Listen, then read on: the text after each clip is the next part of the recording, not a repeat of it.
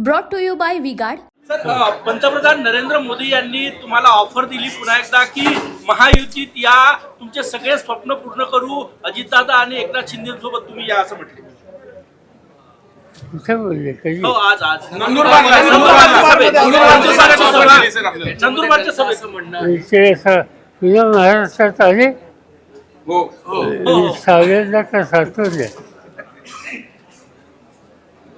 त्यांच्या ऑफरकडे कसं बघताय? ते म्हणतायत की या तुम्ही सोबत.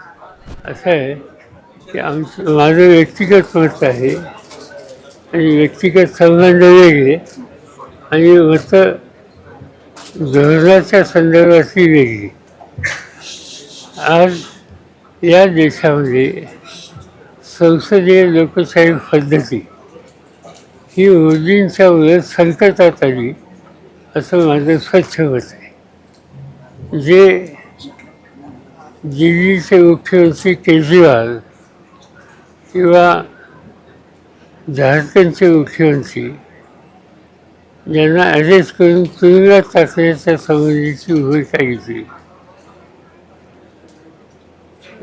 याच्या पाठीमागं केंद्रीय नेतृत्वाची, केंद्र सरकारच्या सहभाग असल्याचं हे होऊ शकत नाही. उनका बैकअप सिर्फ कल तक और हमारा चांद तक. हमारा नेता कैसा हो जो नॉन स्टॉप बैकअप दे वैसा हो. अब की बार वी गॉट इन्वर्टर बैटरी का चमत्कार.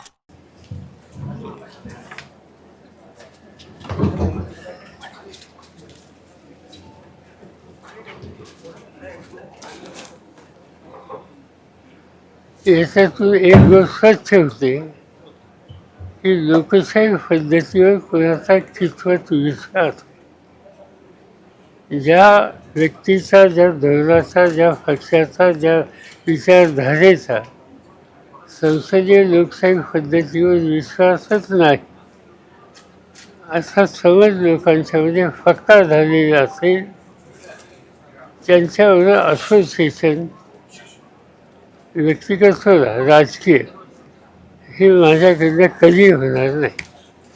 त्यांनी तुमच्याच मुलाखतीचा रेफरन्स दिला की तुम्ही प्रादेशिक पक्ष काँग्रेसमध्ये विलीन होणार असं म्हटले. ते म्हटले की काँग्रेसमध्ये जाण्यापेक्षा तुम्ही आमच्याकडे या. मी हे म्हणलं की गांधी नेहरूंची विचारधारा आम्हाला ती आहे आणि गांधी नेहरूंची विचारधारा ही एखाद्या समाजाच्या विरुद्ध त्यांचंच एक स्टेटमेंट ही असतं. भाइयों बहनों, उनके राज में पावर रहे अनस्टेबल और हम रखे सब स्मूथ और स्टेबल. हमारा नेता कैसा हो जो स्टेबल पावर दे वैसा हो. अब की बार वी गॉट एसी स्टेबलाइजर का चमत्कार. की त्या स्टेटमेंटमध्ये त्यांनी मुस्लिम समाजाचा एक वेगळा उल्लेख केला. हा देश एकसंघ ठेवायचा असेल, इथे हिंदू, मुस्लिम, शीख, इसाई, जैन या सगळ्या घटकांना एकत्र ठेवून आपल्याला हा देश पुढे न्यावा लागेल. त्याच्या एका ते दोन धर्मीय समाजाच्या संबंधी काही वेगळी भूमिका आपण मांडायला लागलो तर समाजामध्ये ऐक्य राहणार नाही, गैरविश्वास राहील आणि मोदींची अलीकडची सगळी भाषणं ही असा एक समाजामध्ये गैरविश्वास निर्माण व्हायला पोषक आहेत आणि देशाच्या दृष्टीने घातक आहे. जे देशाच्या हिताचं नाही तिथं मी ते आमचे सहकारी असणार आहे. लोकसभा निवडणुकीचे 3 टप्पे झाले आणि 4थ्या टप्प्याच्या 2 दिवस आधी पंतप्रधानांचं हे वक्तव्य, कसा अर्थ काढता तुम्ही याचा? असं आहे की जे काही निवडणुकीचे 1, 2, 3, 4 टप्पे झाले त्याच्यामध्ये एकंदर चित्र दिसते मतदारांचं, त्यांची एकंदर स्थिती दिसते, निर्णय घेतलेले दिसतात. त्याच्याहून मोदी साहेबांचा जो विचार, त्या विचाराच्या विरुद्ध जनमत व्यक्त होण्याचं प्रक्रिया सुरू झालेली आहे आणि त्यामुळे ते अस्वस्थ आहेत. त्यांना ही विश्वास नाही त्यांची अस्वस्थता हे अशी विधानं हे सांगतात किंवा कन्फ्युजन तयार करण्याची भूमिका सांगतात. भाऊसाहेब, तेलंगणामध्ये बोलताना अमित शहा असं म्हणाले की मुस्लिमांचं आरक्षण आम्ही रद्द करू आणि SC ST आणि ओबीसीचं आरक्षण आहे ते वाढवू. मुस्लिमांना आरक्षण देऊन काँग्रेसने या इतर समाजावर अन्याय केला अशी एक भूमिका त्यांनी मांडली. काय मला काही समजत नाही. SC ST यांचं आरक्षण वाढवायचं असेल तर आमचा काही कुणाचा विरोध नाही, आयुष्यावर कुणाच्याही संबंधीचा. पण एखाद्या समाजाच्या संबंधी राज्यकर्त्यांनी अशी कशी भूमिका घेऊन चालली? प्रधानमंत्री हे सगळ्यांचे असतात, ते देशाचे असतात. जो देशाचं नेतृत्व करतो त्यांनी एका धर्माचं, एका जातीचं, एका भाषेचं हा जर विचार करायला सुरुवात केली तर या देशाचं ऐक्य संकटात येईल. मग ते प्रधानमंत्री असोत किंवा त्यांच्या मंत्रिमंडळाचे मंत्री असो. सर, तिसऱ्या टप्प्याचं मतदान झाले. राज्यात सगळे महत्त्वाचे मतदारसंघ होते, अगदी बारामती, माढा. कसं बघता रिझल्ट? कसं म्हणजे एकदम निर्णायक टप्पा होता? असं बघूया आता काय होतं. 11 वर्षांनी नरेंद्र दाभोळकर यांच्या हत्या प्रकरणाचा निकाल लागलेला आहे. 5 पैकी 2 जण हे निर्दोष आहेत, पण 3 जण जे होते त्यांना निर्दोष सुटका केलेली आहे. आता कोर्टाचा निकाल येतो. इतकी वर्ष लावली यावेळेस आम्ही लोक अस्वस्थ होतो. पण ठीक आहे, निदान काहीतरी निकाल त्यांनी दिला. त्याच्यात काही लोकांना त्यांनी शिक्षा झाली असं तुम्ही म्हणता. दोघांना दोषी धरलं, जन्मठेप दिली. हा ठीक आहे, आता हा न्यायदेवतेचा निकाल आहे. काहीतरी दाभोळकरांना किंवा त्यांच्या आत्म्याला न्याय मिळाला. तुम्ही मुख्य सूत्रधार मोकळं सोडलाय, पण सर मुख्य सूत्रधार निर्दोष सोडलाय आणि जे शूटर आहेत त्यांना जन्मठेप दिली. हे कसं? त्याच्यासाठी महाराष्ट्र सरकारने अपील करावं. की जर तुम्ही म्हणता सूत्रधार सुटले असतील तर राज्य सरकारने अपील करावं आणि ही भूमिका हायकोर्ट सुप्रीम कोर्टात मांडावी. तुम्ही आता बोलताना असं म्हटलं की व्यक्तिगत संबंध पंतप्रधानांशी वेगळे, परंतु राजकीय विचार म्हणून आम्ही कधीच जाणार नाही. व्यक्तिगत संबंध अजूनही चांगले आहेत आपले. काही काही पार्लमेंटमध्ये आम्ही बसतो, खूपदा पार्लमेंट संस्थेवर चहाला वगैरे एकत्र बसतो. ते म्हणजे सगळे तिथं आम्ही पक्ष बघत नाही आणि त्यावेळी लोक भेटतात एकमेकाला. जर तुमच्या त्या विधानावरती अजितदादा असं म्हणाले की त्यांना संभ्रमावस्था निर्माण करण्याची त्यांची कार्यपद्धती राहिलेली आहे. अच्छा, त्याचा मी काय फार बोलू इच्छित नाही. कारण कसं आहे की राजकारणामध्ये वादबुद्धी हे त्यांचं वैशिष्ट्य. असे अनेक लोक असतात आणि ते वादबुद्धीनं काही बोलत असतात. त्याच्याकडे काय लक्ष द्यायचं आपण? सातत्याने याला पाडीन त्याला पाडीन सुरू झाले. आता ते याला बघतो त्याला बघतो.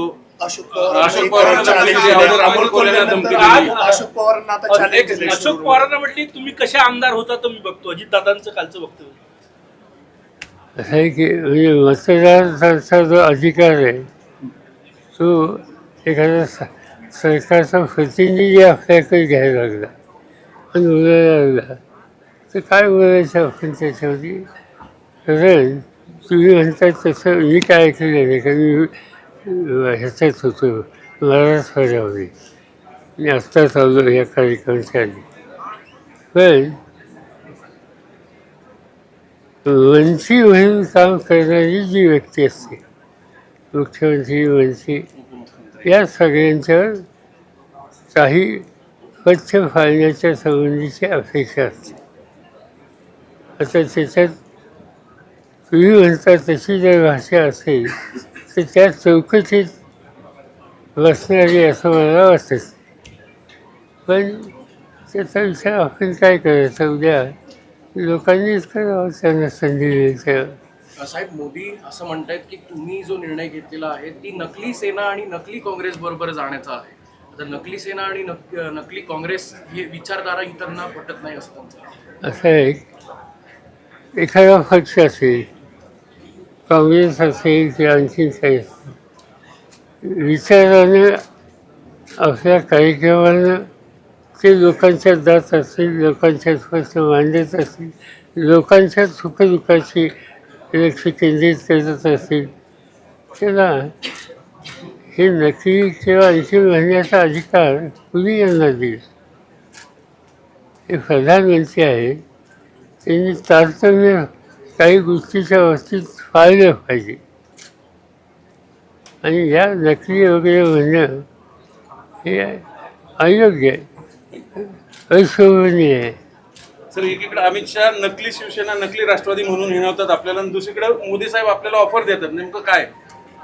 त्याचं काय उत्तर द्यायचं आता झालं, खूप झालं. नाही, पण मग असा पण विचार केला जातो का की मोदी साहेबांना तुमची गरज पडायला लागली आता? असं कोणाचं आम्हाला कोणाला गरज पडत नव्हतं. आमच्या बुद्धीला जे कळते, ज्या विचारधारेत आम्ही वाढलो, जी विचारधारा घेऊन पुढे आम्ही जातो, त्याच्या बाहेर आम्ही राहणार. साहेब महायुतीमध्ये छगन भुजबळ हे कुठेही प्रचारामध्ये सक्रिय दिसत नाहीये. अरे, कुठेतरी त्याचं- मराठा विरुद्ध ओबीसी असा वाद भीती वाटते. असं हे मला माहिती नाही कोण प्रचारात जातो इतर पक्षाचा, त्याची काही टिफानी ठेव. एक मुख्यमंत्री म्हणतायत की पंतप्रधान यांच्यावर कुठलाही डाग नाहीये, ते अतिशय स्वच्छ आहेत असं त्यांचं कौतुक करताना ते असं म्हणतात की त्यांच्यावर कुठलाही डाग नाही. असं ते त्यांचं मत आहे, माझ्याकडे काही दुसरी माहिती नाही. पण मी प्रधानमंत्री त्यांची या सगळ्या निवडणुकीची अलीकडची भाषणं ही सगळी बघितल्याच्या नंतर प्रधानमंत्री पद इथे इन्स्टिट्यूशन, त्या इन्स्टिट्यूशनची प्रतिष्ठा नरेंद्र मोदींनी राखली असं आम्हाला मुळीच वाटत नाही. Brought to you by V-Guard.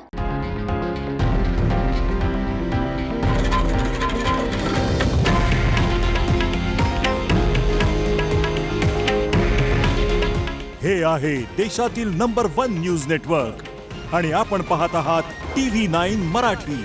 काळजी तुमची, हित महाराष्ट्राचं.